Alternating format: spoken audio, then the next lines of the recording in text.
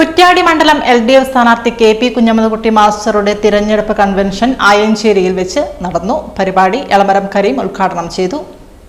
നാട് ആഗ്രഹിച്ച വികസനം യാഥാർത്ഥ്യമായ കുറ്റ്യാടിയുടെ മണ്ണിൽ തുടർന്നും വികസന തുടർച്ചയുടെ ചെങ്കൊടി പാറുമെന്ന പ്രഖ്യാപനവുമായി മണ്ഡലം കൺവെൻഷൻ. 5 വർഷം വികസനത്തിന്റെ പെരുമഴ നാടിന്റെ മുക്കിലും മൂലയിലും എത്തിച്ച KP കുഞ്ഞമ്മദ്കുട്ടിയുടെ വിജയം ഇത്തവണയും ഉറപ്പെന്ന് കൺവെൻഷൻ ആഹ്വാനം ചെയ്തു.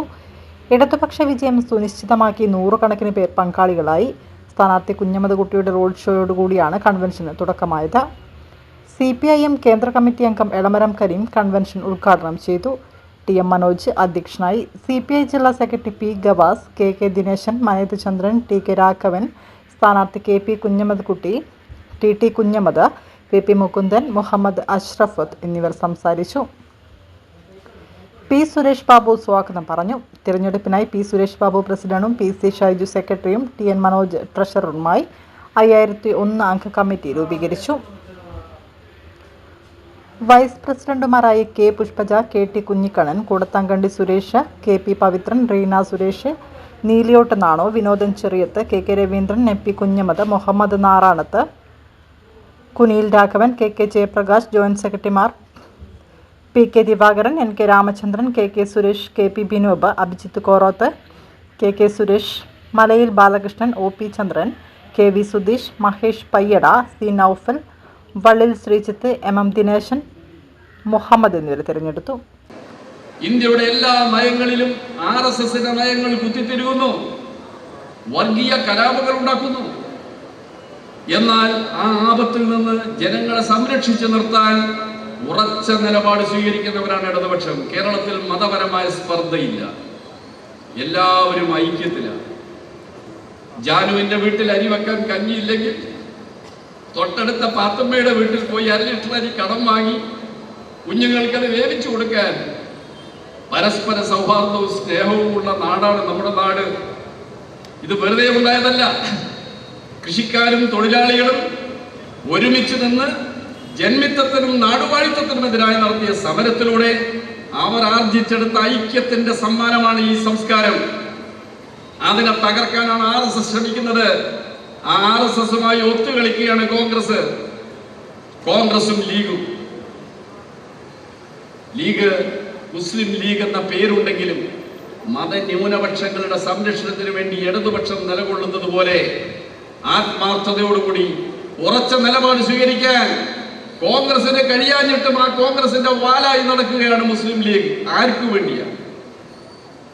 ഇതൊക്കെയാണ് ഈ തെരഞ്ഞെടുപ്പിലെ ചർച്ചാ വിഷയം. മറ്റ് വികസന പദ്ധതികളെ കുറിച്ച് ഗവാസ് പറയും. നാഷണൽ ഹൈവേയും അതൊക്കെ മറ്റുള്ള സഖാക്കൾ സംസാരിക്കട്ടെ.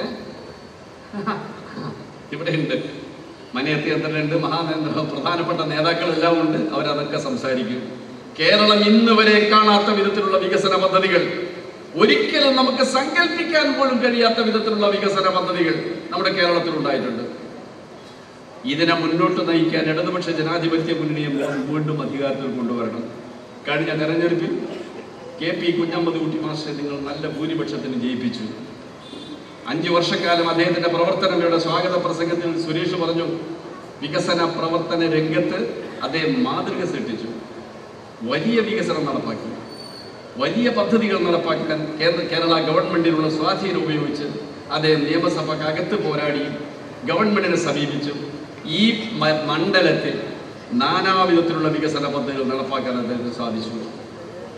മാഷക്ക് വീണ്ടും വോട്ട് നൽകി അദ്ദേഹത്തെ വിജയിപ്പിക്കണമെന്ന് അഭ്യർത്ഥിക്കാൻ വേണ്ടിയാണ് ഞങ്ങളിവിടെ വന്നത്.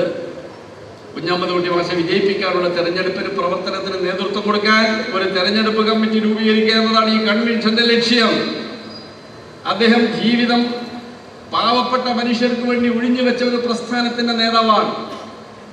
കമ്മ്യൂണിസ്റ്റുകാരൻ എന്ന നിലയിൽ, കർഷക സംഘം നേതാവ് എന്ന നിലയിൽ ജീവിതത്തിന്റെ നല്ല ഭാഗം തൻ്റെതായ താല്പര്യങ്ങൾക്കുപരി ഈ നാട്ടിലെ പാവപ്പെട്ട ജനങ്ങൾക്ക് വേണ്ടി ഒഴിഞ്ഞു വെച്ച് പ്രവർത്തിച്ച നേതാവാണ്. ഒരു കുറ്റമേ ഞാൻ അദ്ദേഹത്തെ കാണുന്നുള്ളൂ. ഗൾഫിൽ ബിസിനസ് തുടങ്ങിയിട്ടില്ല, ഗൾഫിൽ വലിയ ഹോട്ടലുകളോ ബിസിനസ്സുകളോ ഇല്ല.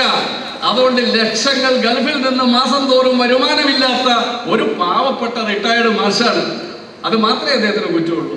അതുകൊണ്ട് ഫുൾ ടൈം MLA ആണ്, പാർട്ട് ടൈം MLA അല്ല. അതുകൊണ്ട് തന്നെ നിങ്ങളുടെ എല്ലാവരുടെയും വേദനയും നേരിട്ടറിയാൻ കഴിയുന്ന അനുഭവ സമ്പത്തുള്ള ഒരു പൊതുപ്രവർത്തകരാണ്. അതുപോലുള്ള നേതാക്കന്മാരാണ് ജനപ്രതിനിധികളായി കേരള നിയമസഭയിലേക്ക് പോകേണ്ടത്.